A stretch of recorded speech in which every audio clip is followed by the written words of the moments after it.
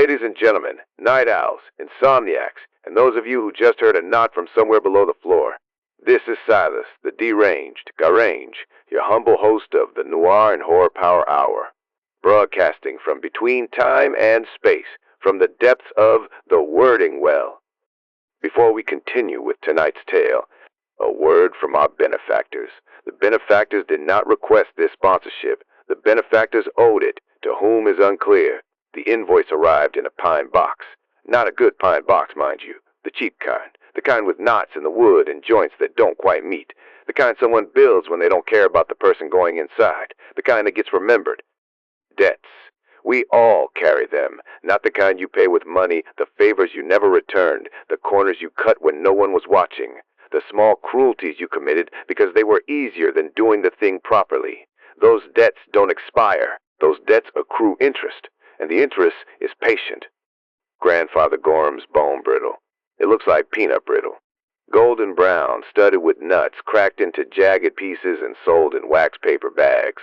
It smells like peanut brittle, butter and caramelized sugar, and the warm kitchen of a grandmother who loved you. Pick up a piece.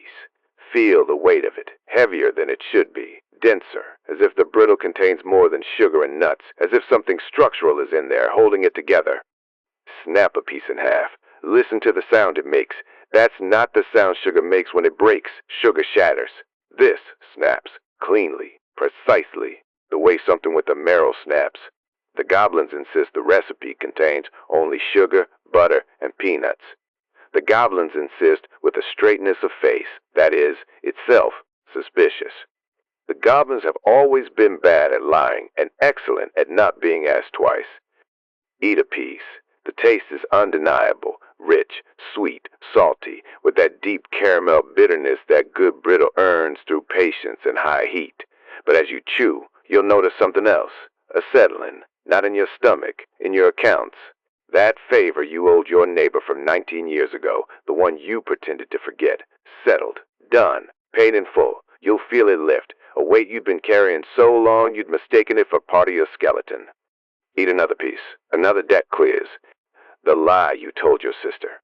The promise you broke to a friend who stopped calling. The work you did badly on purpose because you were angry and the person receiving it would never know the difference. Settled, settled, settled. The brittle collects what you owe and pays it forward. Or backward. Or in a direction that debts travel when they've waited long enough to choose their own route. But here's the thing about bone brittle, and the gobblers are very clear about this, though they phrase it gently for a reason. The brittle settles debts. It does not ask which ones.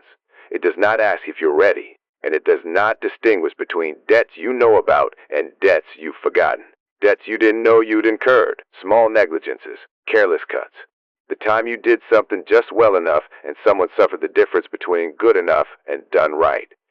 One customer, an undertaker as it happens, though the goblins didn't know that at the time, bought a bag of bone brittle and ate the whole thing in one sitting. Efficient man. Practical man. The kind of man who values getting things done over getting things done well. He ate the last piece and sat very still for a long moment. Then he reached down and rubbed his ankles. He said they ached. He said something cold had touched them. He said it felt like a hand that had been waiting a very long time for the account to come due. The goblins asked if he wanted another bag. He did not. The goblins asked if the debt was settled. He said he didn't know. Some debts don't feel settled even after they're paid.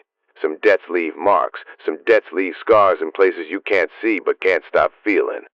Grandfather Gorham's bone brittle, for when what you owe finally comes collecting. Available at Grandfather Gorham's grotesque Confections, corner of Wyrding, Maine. The goblins sell it by the bag. They recommend eating it slowly. 1 piece per debt. 1 snap per account. They say rushing through it is unwise, not because the brittle minds, but because the debtors do. And some of them have been waiting a very long time. This has been a word from our benefactors. We return you now to the static between stations, where something is keeping a very careful tally. You know, I've always believed in fair dealing. Do the work. Do it right. Do it as though the person on the receiving end will one day be in a position to return the favor or the slight. It's not morality. It's mathematics.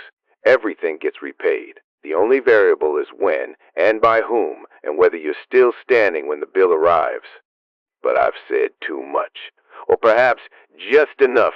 With Brittle, the pieces always break where they're weakest. So do we. This has been Silas, the Deranged, Garaynj, signing off from the flicker between timelines. The only signal that doesn't blink when the darkness looks back. Sleep well, dear listeners, and if you feel something cold around your ankles tonight, check your accounts. Something may have come due. It usually has.